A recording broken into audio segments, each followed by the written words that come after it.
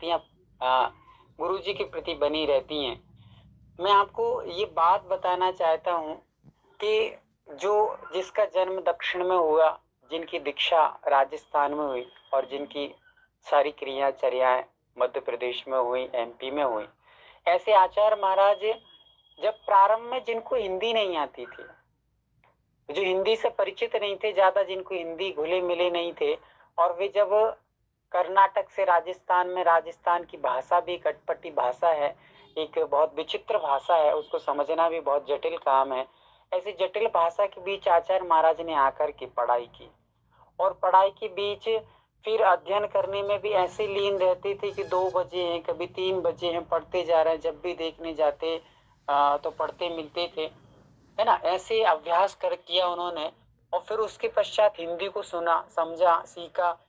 लगभग 2 से 3 साल, 3 साल का मात्र मौका, 3 साल का मात्र संग मिला ज्ञान सागर जी का उनको, और 3 साल में उन्होंने कितना कुछ सीख लिया। जो हिंदी नहीं जानता उन्हें हिंदी सीखी, संस्कृत को सीखा, उसके बाद उन्होंने राजस्थानी भाषा को सीखा, और प्रवचन देना, क्लासों को, देखिए सीख लेना एक अलग बात है। जैसे मैं मान लो कि आपको कातंत्र रूपमाला संस्कृत मुझे भी आती है, मैं आपको पढ़ा सकता हूँ, किंतु आप कहो कि आप बोल के बता दीजिए तो वो एक्सप्लेन नहीं कर पाऊंगा। वैसे उन्होंने तो सीखी, और सीखने के बाद एक्सप्लेन करना, सामने वाले को सिखाना, बताना, और वो भी समझाना बहुत कठिन काम है। गुरु जी ने वर्षक प्रयास किए, वर्षक। उसके बाद मैं आपको बताऊं, जब वो 72-73 में कुंडलपुर आए, पहली बार उन्होंने बड़े बाबा के दर्शन किए, जहाँ चारों ओर जंगल ही जंगल था, कोई जानता नहीं था, विशेष रूप से कुंडलपुर क्षेत्र कोई फेमस नहीं था, प्रसिद्ध नहीं था। कोई 2, 4, 10, 5 यात्री कभी आ जाते थे महीने 2 महीने में, और वैसे कोई ऐसा ताता, कोई बहुत ज्यादा भीड़ नहीं रहती थी। गुरु जी आए, उन्होंने देखा एक एक, उनको बहुत अच्छा सुरमणीय क्षेत्र अच्छा लगा, और जंगल में रुके, वहां पर उन्होंने साधना की। मैं इतना पूछना चाहता हूँ, अन्य आचार्यों ने भी जंगलों में साधना की है, बहुत सारे आचार्यों ने जंगलों में साधना की। हमारे आचार्य शांति सागर जी महाराज, जो कि आज शिरोमणि हैं, वो भी संतों के संत, महान संत हैं, उन्होंने भी जंगल में तपस्या की। और आचार्य विद्यासागर जी ने, देखिए मैं आपसे ये पूछना चाहता हूँ कि आज आहार जी में जहाँ मैं बैठा हूँ, उस क्षेत्र में ऐसा स्थान है कि चारों ओर जंगल आज भी है, और आज तो सड़कें बन गई हैं, और लोगों को आने जाने के घरों में साधन आ गए हैं, गाड़ी है, घोड़े हैं, और लोगों के पास मोटरसाइकिल, 4 व्हीलर, 2 व्हीलर, सब प्रकार के साधन है। उस समय में आज से लगभग 30-40 साल पहले 84 सन में इस आहार जी के क्षेत्र में आचार्य ने चतुर्मास किया। न सड़क थी, न किसी के पास उस समय वाहन थे, गाड़ी घोड़े से यात्रा लोग करते थे। ऐसे क्षेत्रों में आचार्य महाराज ने रह करके अपने आप को चैलेंज दिया कि मैं साधना करूंगा, और मेरी साधना में, मेरे पुण्य में यदि ताकत होगी तो लोग स्वयं यहाँ पर चल करके आएंगे। देखिए अन्न जो आज बड़े बड़े साधु मंचों पर बोलते हैं, और कई प्रकार के गुरु जी के प्रति वाक्य भी ऐसे बोल देते हैं जो अभद्र होते हैं, या उनको ये पता नहीं है कि आचार्य महाराज की क्या महिमा रही है। आज उनको सारी फैसिलिटियां मिल रही हैं, माइक, मंच, माला मिल रहे हैं, और गुरु जी के नाम ले लेकर के जो आज ऊंचाइयों पर पहुंचे हैं, जितने संत आज ऊंचाइयों पर, चाहे वे आध्यात्मिक संत कहलाते हो, चाहे वो कोई संत कहला रहे हो, गुरु जी का नाम ले लेकर हर संत आज आसमानों पर पहुंचा है। ऐसा कोई भी अपने दम पर ऊपर उठ के बता दे तो मान जाए, कोई भी ऐसा संत नहीं है जो आज आसमानों को छू रहा है, या जिसकी प्रसिद्धि आज फैली है। आचार्य विद्यासागर जी का नाम ले लेकर के उठे हैं, और वे संत आज जिनको मंच मिल रहा है, माइक मिल रहा है, सारी व्यवस्थाएं पहले से मिल रही, सब लोग चौके लगाना सीख गए हैं, आज चौके लग रहे हैं, तो उनको मान लो 200-200, 100-100 चौके लग भी रहे हैं, कोई बहुत बड़ी बात नहीं है। पर आचार्य विद्यासागर जी ने उस समय काम करके दिखाया, जब लोगों के घर में वाहन नहीं थे, लोगों के घर में साधन नहीं थे, लोगों के घर में इतनी संपन्नताएं नहीं थी, इतने धनाढ्य समाज नहीं थे। ऐसी स्थिति में कहते हैं कि यहाँ 11 रुपए की बोली नहीं लगती थी, मंदिरों में बड़े बड़े पर्यूषण पर्व के भी त्योहार आते थे, तो लोग 11 रुपए भी नहीं देते थे। ऐसी समाजें थी यहाँ पर एमपी मध्य प्रदेश में। उस एमपी मध्य प्रदेश में आकर के लोगों को दान की महिमा, लोगों की चर्या, तप, त्याग के बारे में, जंगलों में रह रहकर ऐसे क्षेत्रों को चुना आचार्य महाराज ने। आहार जी में 84 में साधना किया, चतुर्मास किया, चारों ओर जंगल ही जंगल बह रहा था, तो भी आचार्य महाराज ने चैलेंज किया, मेरा पुण्य और मेरी साधना में पावर होगा तो चौका लेके पब्लिक आएगी अपने आप, मुझे कहना नहीं है, प्रवचन सुनने आएगी अपने आप। ऐसी कंडीशन में भी जहां वाहन नहीं थे, कोई 4 व्हीलर कोई 2 व्हीलर नहीं था, सड़कें नहीं थी, लोग दौड़े दौड़े उनके दर्शन को आते थे। आज कोई माई का लाल ऐसी तपस्या करके तो दिखा दे, कोई क्षेत्रों पर जाकर बैठ करके दिखा दे, और फिर दिखा दे कितने लोग वहां पर आते हैं, कितने लोग चौकी लगाने आते हैं, कोई भी नहीं आएगा। पर आचार्य महाराज ने उस समय में, जब वाहन नहीं थे, कोई साधन नहीं थे, कोई धनाढ़ता नहीं थी, संपन्नता नहीं थी, उस समय अपनी तपस्या की और तपस्या के बल पे खिंचे लोग आए। ऐसी साधना कहाँ मिलेगी भैया? इसलिए गुरु जी के प्रति कभी भी कोई कितना भी कुछ कह दे, इस श्रद्धा में जब तक इस प्राणों में एक एक बूंद रक्त की बहेगी, तब तक आचार्य विद्यासागर नाम चलता रहेगा श्वास श्वास में। हम उनको भूलने वाले नहीं है, क्योंकि उन समय उन ऐसे जीवंत लोगों में यदि आज प्राण डाले हैं, समाज में प्राण डाले हैं, हम लोगों में प्राण डाले हैं, आज जितने त्यागी वृत्ति साधक दिख रहे हैं, ये विद्यासागर की कृपा है। भले ही वो किसी संघ में रह रहे हो, किसी भी दीक्षा हो, पर आचार्य विद्यासागर ने आज सबको मार्ग और मंजिल दिए है, तपस्या करने की रीति दिखाई है। आज हम देखें, यदि पहले के समय में कैसी शीतलाचारी चलती थी, और आज गुरु जी ने जब से अपनी साधना से साधना की है, तपस्या की है, शीतलाचारी लोगों को करने से पहले पसीना आ जाता था। आज गुरु जी के जाने के बाद तो ठीक है, पर गुरु जी जब थे हमारे बीच, शरीर से थे, तन से भी थे, चर्या देखने मिलती थी उस समय, चाहे वो एमपी में हो चाहे वो राजस्थान में हो, पर पूरे देश का साधु हिलता था उनके नाम से, कि विद्यासागर जी को पता ना चल जाए कि वो साधु ऐसा करता है। इसलिए कोई अपनी चर्या में शीतलाचारी नहीं ला पाता था, क्यों? तब तक गुरुजी थे, ऐसा उनका प्रभाव था, ऐसी उनकी चर्या थी। आज कैसी शीतलाचारी फैली हुई आप स्वयं देख रहे हैं, अभी ज्यादा दिन नहीं जाए हुए हैं, तो हम ये समझ सकते हैं कि गुरुजी की कृपा से कोई भी संघ का साधु शीतलाचार नहीं कर पाता था। ये उनकी चर्या, उनकी तप, उनका त्याग, उनका नाम ही काफी था भैया। ऐसे महान संत जिनके बारे में कहना, शब्द कहाँ तक लेकर आऊं, बहुत बातें हैं, समय समय पे अपन करेंगे। ठीक, आप थकते नहीं है क्या? इतना लंबा बिहार लगातार, अन्य साधु भी करते हैं, वो 10 दिन कहीं यहाँ रुक जाते हैं, फिर 2 दिन बिहार करेंगे, फिर 1-2 दिन रुक जाते हैं। आप तो एक बार जो बांधते हो कि वहीं रुकना है, तो चलते चलते चलते चलते जा रहे हैं, आपको छाले हो रहे हैं, अंतराय हो रहे, सब कुछ हो रहा है, पैर भी एकदम रक्त बहने लगा है, तो आप थकते नहीं है क्या? आपके पैरों में ऐसा क्या है? तो आचार्य महाराज ने बड़ा सुंदर उनको जवाब दिया कि भैया, हम अपनी यात्रा पैरों से नहीं करते हैं। आचार्य महाराज ने कहा कि हम अपनी यात्रा अपने पैरों से नहीं करते हैं, हम अपनी यात्रा अपने मजबूत इरादों से करते हैं।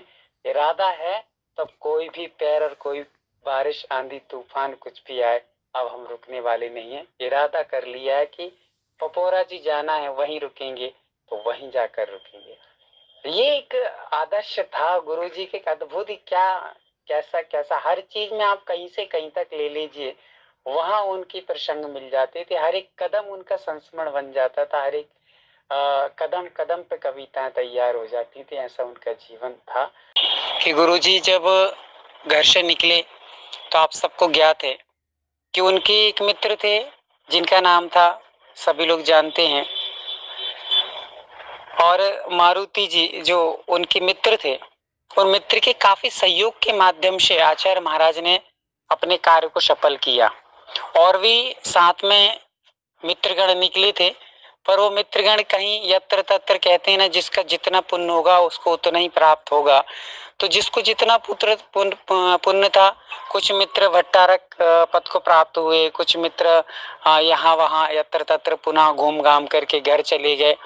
और पुनः जब आचार्य महाराज देशभूषण जी महाराज के पास पहुंचे और वहां भी सेवारत रहे, सेवारत रह करके काफी सेवा की।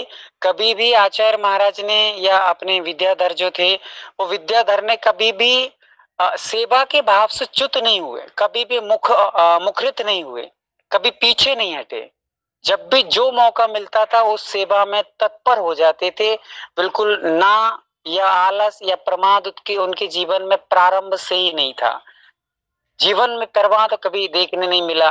और गुरु महाराज जब आचार्य महाराज जब विद्याधर की अवस्था में आगे जब ज्ञान सागर जी के पास पहुंचे, और ज्ञान सागर जी महाराज जी के पास जब पहुंचते हैं, सभी को ये ज्ञात होगा कि आचार्य ज्ञान सागर जी ने पहला शब्द पूछा कि कहाँ से आए हो, तो उन्होंने कहा कर्नाटक से आया हूँ।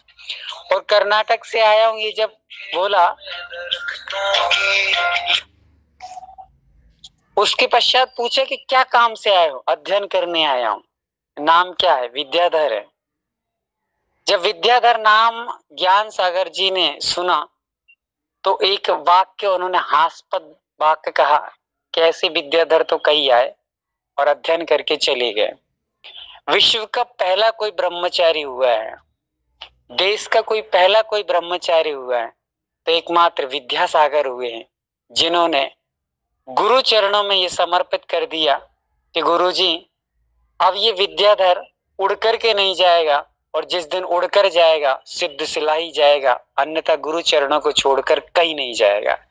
और ऐसे गुरुदेव के चरणों में वाहन का त्याग करने वाला कोई ब्रह्मचारी इतिहास उठा करके देख लीजिए।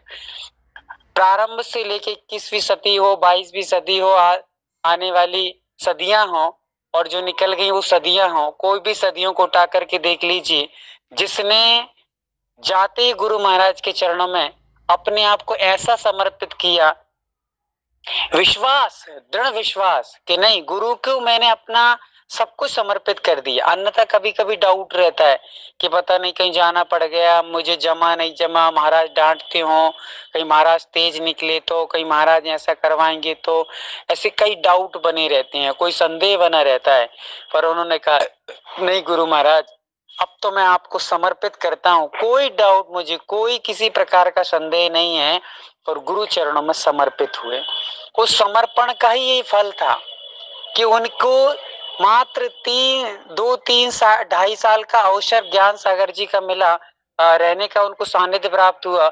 उतने काल में भी उन्होंने ऐसे ऐसे ग्रंथों को पठन पाठन कर लिया कि ज्ञान सागर जी महाराज ने इतने सारे शिष्यों में ये परख लिया कि मेरी परंपरा को और इस महावीर की परंपरा को निर्वाह कोई कर सकता है तो आचार्य विद्यासागर कर सकता है, इतने शिष्यों और कोई नहीं कर सकता है। और उस छोटी सी बाल्यपन में ही जहां लोगों ने, अनेक प्रकार के लोगों ने विरोध किया कि नहीं ये बालक क्या दीक्षा धारण करेगा, ये बालक कर्नाटक से आया है, अभी राजस्थानी नहीं जानता है, ना इसको हिंदी बोलना आता है अच्छे से, अभी इसने कोई अध्ययन भी विशेष नहीं किया होगा, अभी ऐसी अवस्था में, अभी बाल्य अवस्था में जहाँ चुल्लक किलक या मौनी, अभी ब्रह्मचारी रहना चाहिए। लोगों ने, काफी लोगों ने कहा कि ब्रह्मचारी रहने दीजिए, आगे मत बढ़ाइए, पर नहीं, ज्ञान सागर जी ने परख लिया। गुरु की दृष्टि ही जान पाती है कि सागर में कितना पानी है, ये मात्र सागर को पता है।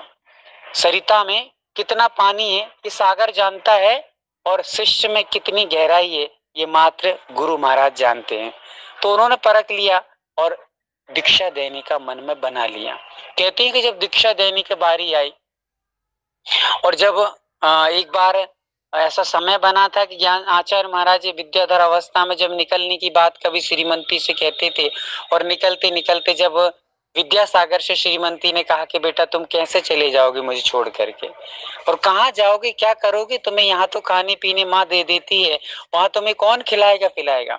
उस समय आचार्य महाराज ने जो शब्द कहे थे उनको मैं अपने 4 पंक्तियों के माध्यम से पिरोते हुए बोलता हूँ कि है तन में इतनी पावनता ये भोग नहीं सहला पाए, है तन में इतनी पावनता ये भोग नहीं सहला पाए, उठने दो ममता का पर्दा, शिव शक्त सामने आ जाए, मेरा मन हरदम कहता है कुछ ऐसा काम किया जाए, मेरा मन हरदम कहता है कुछ ऐसा काम किया जाए, तीर्थंकर की माताओं में माँ तेरा नाम लिया जाए, तीर्थंकर की माताओं में माँ तेरा नाम लिया जाए। हे माँ, मेरा मन करता है कि तीर्थंकरों में जैसे माताओं का नाम लिया जाता है वैसा तेरा नाम भी तीर्थंकरों में लिया जाए, मैं ऐसा काम करके दिखाऊंगा। और उन्होंने ऐसे जीवंत चर्या को करके दिखाया। आचार्य महाराज का विहार चल रहा था, सत्संग विहार करते चले जा रहे थे, धूप का माह था और चलते चले जा रहे थे।